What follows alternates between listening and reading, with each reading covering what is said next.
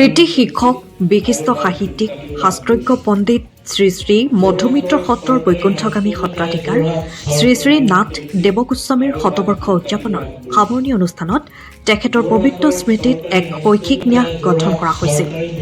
এই ন্যাসৰ দ্বাৰা নিৰ্বাচিত মেধা ছাত্ৰ ছাত্ৰীক বৃত্তি প্ৰদান আৰু শিক্ষাগুৰু সম্বৰ্ধনা অনুষ্ঠানটি প্ৰত্যেক বৰ্ষতে অনুষ্ঠিত কৰি অহা হৈছে। এই অনুসৰি আজি বৃত্তি প্ৰদান আৰু শিক্ষাগুৰু সম্বৰ্ধনা অনুষ্ঠানৰ লগত ৰজিতা খোৱাই শ্ৰী শ্ৰী নাথ দেৱগোস্বামী পঞ্চদশ স্মাৰক বক্তৃতা অনুষ্ঠান অনুষ্ঠিত কৰা হয়। স্মাৰক বক্তৃতা অনুষ্ঠানত মুখ্য বক্তা হিচাপে উপস্থিত থাকি অসমীয়া কাহিনী গীত শীৰ্ষক বিষয়ত বক্তৃতা প্ৰদান কৰে লোক সংস্কৃতিৰ বিশিষ্ট গৱেষক তথা সংগীত নাটক অকাডেমীৰ সাধাৰণ পৰিষদৰ সদস্য ডক্টৰ অনিল শইকীয়াই। আনহাতে বিশিষ্ট সংস্কৃত পণ্ডিত ৰোহিণী বল্লভ গোস্বামীৰ সভাপতিত্বত অনুষ্ঠিত হোৱা অনুষ্ঠানটিৰ অন্তৰ্গত শিক্ষাগুৰু সম্বৰ্ধনা কাৰ্যসূচীত যোৰহাট শংকৰদেৱ ছেমিনাৰী বিদ্যালয়ৰ অৱসৰপ্ৰাপ্ত শিক্ষক শিক্ষাবিদ ননী দত্ত আৰু চৰাইবাহী উচ্চতৰ মাধ্যমিক বিদ্যালয়ৰ অৱসৰপ্ৰাপ্ত শিক্ষক সৈয়দ আব্দুল ফাৰিহক বিশেষ সম্বৰ্ধনা জ্ঞাপন কৰা হয়। আনহাতে কৃতি ছাত্ৰ ছাত্ৰীক স্মাৰক বৃত্তি প্ৰদান কাৰ্যসূচীত দুগৰাকী ছাত্ৰক্ৰমে সুপ্ৰতিম শৰ্মা আৰু শচীন কুমাৰ তেলীক বৃত্তি প্ৰদান কৰা হয়। আনহাতে অনুষ্ঠানত উপস্থিত থাকি শ্ৰী শ্ৰী নাথ দেৱগোস্বামীৰ সুযোগ্য পুত্ৰ তথা যোৰহাট সমষ্টিৰ বিধায়ক হিতেন্দ্ৰনাথ গোস্বামীয়ে নিজৰ মনৰ ভাৱ তথা ন্যাস সম্পৰ্কে উল্লেখ কৰে।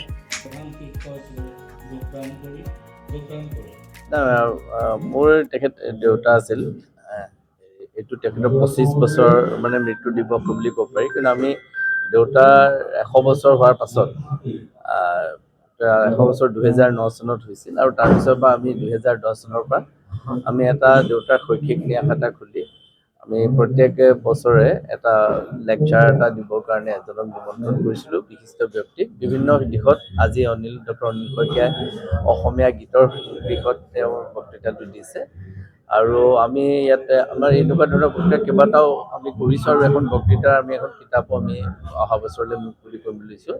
ডক্টৰ নগেন শইকীয়াই প্ৰথম বক্তৃতাটো দিছিল।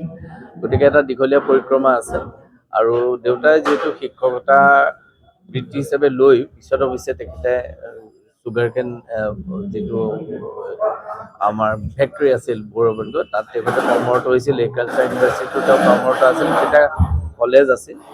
গতিকে দেউতাৰ এটা মানুহক সমাজৰ প্ৰতি কাম কৰাৰ এটা তেওঁৰ আগ্ৰহ আছিল আৰু সেই আগ্ৰহটোক আমি সদায় তেওঁলোকৰ আগ্ৰহটো আমি দেখিছিলোঁ আৰু সেইকাৰণে ময়ো হয়তো সামাজিক কামত নিজকে জড়িত কৰিব পাৰিলোঁ। আৰু এতিয়া আমি আমাৰ অন্য নাই, তাত যিখন স্কুল দেউতাই পাতিছিলে 3খন স্কুল পাতাত তেওঁ আগভাগ লৈছিলে। এখন আছিলে ঢেকিয়ালৰ, তেতিয়া এম ই স্কুল আছিলে। আমাৰ ডিপলিঙতো তেওঁ এখন LP স্কুল, যিখন এতিয়া হায়াৰ ছেকেণ্ডেৰী স্কুল হ'ল। আমাৰ বৰপেটাৰ স্কুলখন তেওঁ আৰম্ভ কৰিছিল।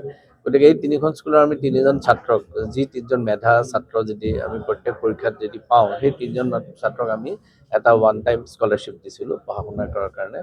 আৰু আমি এইখিনিয়ে মানে বেচিকেলি দেউতাক স্মৰণ কৰা, দেউতাই কৰা ভাল কামবিলাক আমি অনুকৰণ কৰা আৰু লগতে কিছু ছাত্ৰক আমি আৰ্থিকভাৱে সহায় কৰা আৰু ৰাইজক কিছু ভাল কথা জানিবৰ কাৰণে, ভাল কথা মানে মই এইটো চেঞ্চত কৈছোঁ ক্ৰিয়েটিভ কথা, সেইটো কাৰণে আমি এটা লেকচাৰ সদায় অনুষ্ঠান আমি কৰোঁ। আজি আমাৰ 2জন শিক্ষাগুৰুক আমি সদায় 2জন বা 3জন শিক্ষাগুৰুক আমি সম্বৰ্ধনা দিওঁ। আপোনালোকে আজি আমি 2জন শিক্ষাগুৰুক সম্বৰ্ধনা দিছোঁ, ননী দত্ত আৰু তেখেত আহমেদ, 2জনক আমি দিছোঁ।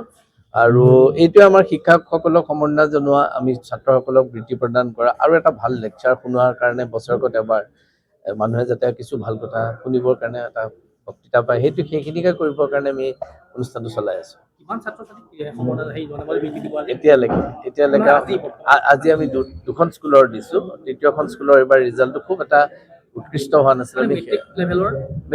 মেট্ৰিকৰ ল'ৰাখিনিকে দিওঁ 3খন স্কুলৰ, বৰপেটা, ঢেকিয়াল আৰু ডিপলিং।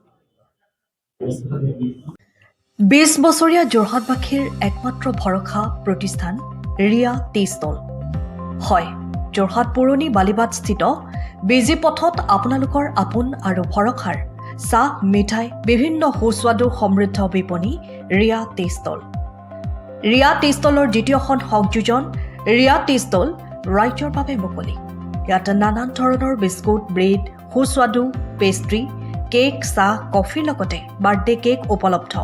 লগতে অৰ্ডাৰ মতে যোগান ধৰা হ'ব। তেনেহ'লে পলম নকৰি আহক আপোনালোকৰ প্ৰিয় বিপণী ৰিয়া টি ষ্টললৈ।